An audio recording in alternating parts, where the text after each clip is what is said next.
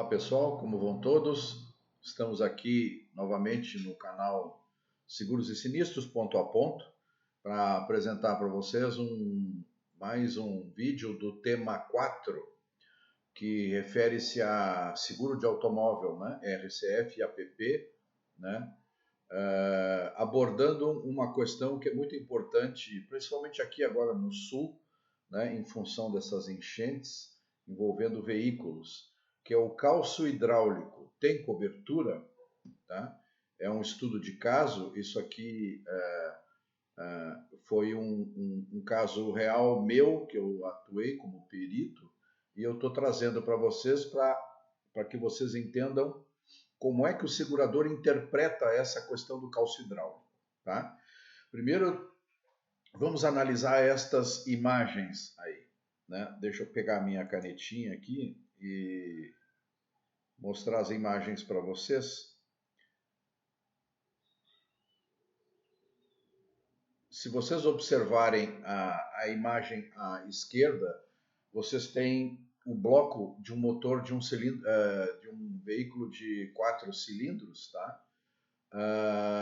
Aonde vocês encontram ali, bem à direita de vocês, um cilindro que parece até com luz pelo lado de baixo, né? Minha canetinha aqui não está querendo funcionar, mas vamos tentar de novo.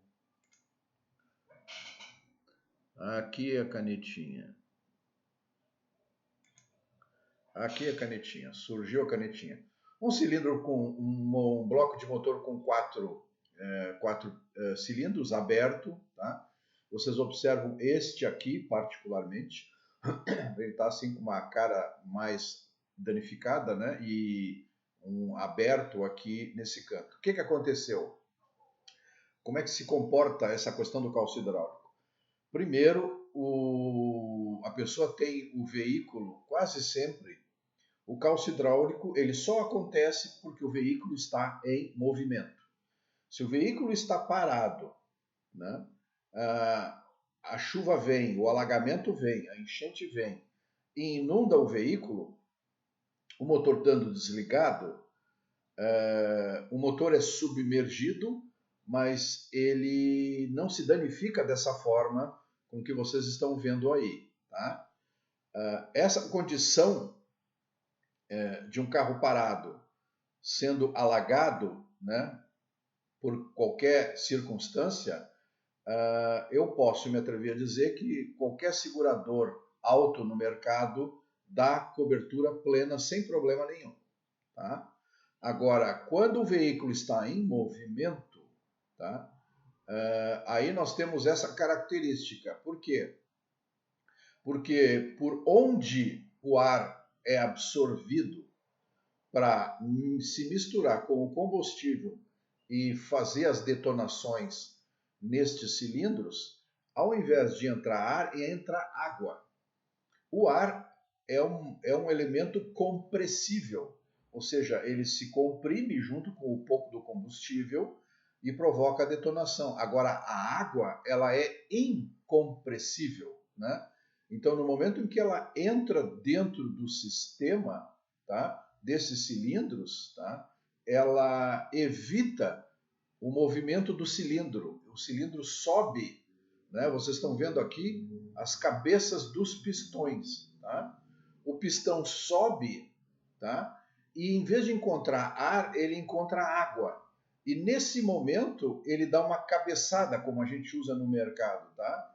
Ele cabeceia, tá, as válvulas e aí começam-se os danos. Tá? Nesse caso aqui é muito característico, eu usei, porque o veículo recebeu água, absorveu água neste cilindro aqui e nos demais pouca água. Então o veículo continuou andando, mesmo em 3 cilindros, e a pessoa continuou insistindo com o veículo dentro d'água. Ou seja, ele queria, de alguma maneira, sei lá, tentar sair do local, né? E foi levando o motor até o colapso. Observando vocês aqui, ó, por que eu digo colapso? Esse aqui, ó, essa peça que vocês olham aqui à direita de vocês, é o cárter do motor. Ou seja, é a parte de baixo do motor onde fica o reservatório de óleo. Tá? Se vocês observarem, esse cilindro aqui, que está mais ou menos nessa posição do cárter, ele rompeu com a biela, que é o que faz o pistão fazer o movimento de subida e descida acionado pelo virabrequim. Ele se rompeu, né, e arrebentou o cárter do motor. Esse cárter extravasou todo o óleo, deixando apenas os resíduos aqui. Então, esse é um veículo típico que entrou em água e continuou entrando, forçando, né? Provavelmente este cilindro aqui era o mais próximo do coletor de ar, aonde estava entrando a mistura, né? O coletor de ar fica na parte superior do motor, ele admitiu ar com água e esse cilindro aqui acabou sofrendo o colapso, tá? Isso é típico de calço hidráulico. Vamos dar uma olhada na próxima imagem, para vocês darem uma examinada. Olha aqui. Isso aqui foi retirado de dentro do cárter do motor. Ou seja, o material ficou moído, completamente moído, né? Ou seja, esse veículo foi transitando, até não poder mais, ou ele escapou da água, enfim, não sei, né? Porque a informação, depois eu vou comentar com vocês, como é que o segurador se comporta diante dessa circunstância, tá? Mas observem que ele ficou moído, as peças viraram fragmentos, né? E aqui vocês olham, tá? Aqui, ó, biela, pistão, biela, torta e pistão. Aonde é que está, já que é o motor de 4 cilindros, a biela e o pistão do cilindro? Naquele cilindro que eu mostrei que se danificou todo, a biela e o pistão viraram essa coisa moída que vocês veem aqui, com mais alguma coisa. Esse aqui provavelmente era o pistão que estava do lado daquele, ainda empenou, e os demais ainda resistiram, mas com condições bastante ruins, né? Ou seja, esse motor entrou em colapso de fato, tá? Então, como é que o segurador interpreta isso aí? Então, vamos analisar agora o ponto de vista de interpretação de como a seguradora se comporta diante disso aí, tá? Em relação às seguradoras, é um risco coberto? Recomendações de que nem todo segurador dá cobertura para calço hidráulico, tá? Há seguradores que excluem das coberturas o calço hidráulico. Ponto. Aí não há o que fazer, né? No momento em que o motor apresenta um problema, que o segurado ou o seu corretor entende que alegadamente é um sinistro, isso vai para dentro da oficina, a oficina tem expertise suficiente, vai desmontar o motor e vai identificar que é calço hidráulico. Identificando que é calço hidráulico, né, ele vai ter a perda de direitos, enfim, não vai ter a cobertura, no caso em que o segurador não tem cobertura, é risco excluído, prejuízo não indenizável, despesas decorrentes de calço hidráulico, tá? Algumas seguradoras excluem direto e ponto, tá? Agora, outras seguradoras não, elas aceitam o calço hidráulico, mas em determinadas circunstâncias. Então, eu vou recomendar aqui, ó, qual é o comportamento a ser adotado pelo corretor ou pelo segurado quando se submete a uma circunstância desta, tá? Consulte as condições gerais, tá? Hoje nós temos liberdade tarifária e liberdade também de clausulados. Então, as seguradoras podem adotar textos diferentes, tá? O primeiro passo, as seguradoras que aceitam, acolhem o calço hidráulico, colocam algumas observações, tá? Se for para salvaguardar a vida da pessoa, se for para evitar um prejuízo maior, né? Isso é levado em consideração para o atendimento do calço hidráulico. Por isso que deve-se consultar as condições gerais. Tá? Agora, como é que a seguradora vai interpretar isso se ela não estava lá no momento do alagamento, não estava no momento da enchente, tá? Fundamentalmente é adotar com franqueza no aviso de sinistro.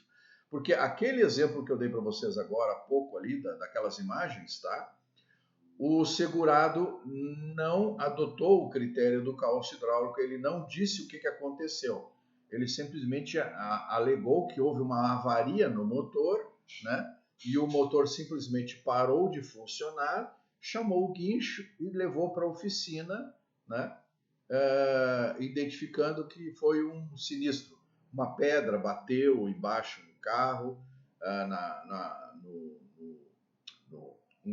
que danificou ali o cárter, enfim, essas alegações é que foram dadas, tá? Só que quando se abre o motor, se observa que uma pedra que bate, que fura um cárter, tá? Ela não causa danificações naquele ponto, a não ser que o motor continue funcionando até não se acabar mais, tá? Enfim, então adotar com franqueza. Se a alegação for, olha, eu estava numa situação de risco, precisei tirar o veículo de lá por qualquer circunstância, consegui ou não consegui, né? Se usa de maneira clara e objetiva, tá? Porque a seguradora tem como fazer uma pesquisa no local mais tarde e tentar identificar a problemática. Se o sistema, se o cálcio hidráulico aconteceu, tá? Tiver correlação com o que aconteceu no ambiente que foi declarado lá no local do evento, também não convém modificar o local do evento, né? Que seja correto, tá? Ou seja, adote franqueza e não omita fatos, tá? Quando o segurado, então, tem essa condição de aceitar o cálcio hidráulico mediante determinadas condições, esse é o caminho que deve ser adotado. Não se disfarça, não muda, por que acontece? Aí você está cometendo, né, uma fraude, né? E seguradora não acolhe fraude, né? Então ela simplesmente vai negar a cobertura. Então, voltando à situação, é risco excluído em algumas seguradoras, é risco coberto em outras, mediante critérios a serem adotados, tá? Então, adotar franqueza, não omitir os fatos. Esse é o melhor remédio para essa condição, tá? Porque se de fato a vida estiver em risco ou o veículo estiver em risco, admitindo-se piorar os danos e levar até a perda total do veículo, normalmente a seguradora, avaliando todo o contexto, pode vir a aceitar o problema e reparar o motor. Eu, particularmente como corretor, já tive casos assim, tá? De motores diesel, inclusive, que foram aceitos pelo segurador sem problema nenhum, tá? Então, espero que tenha sido interessante para vocês essa análise, tá? Como corretores ou como segurados, tá?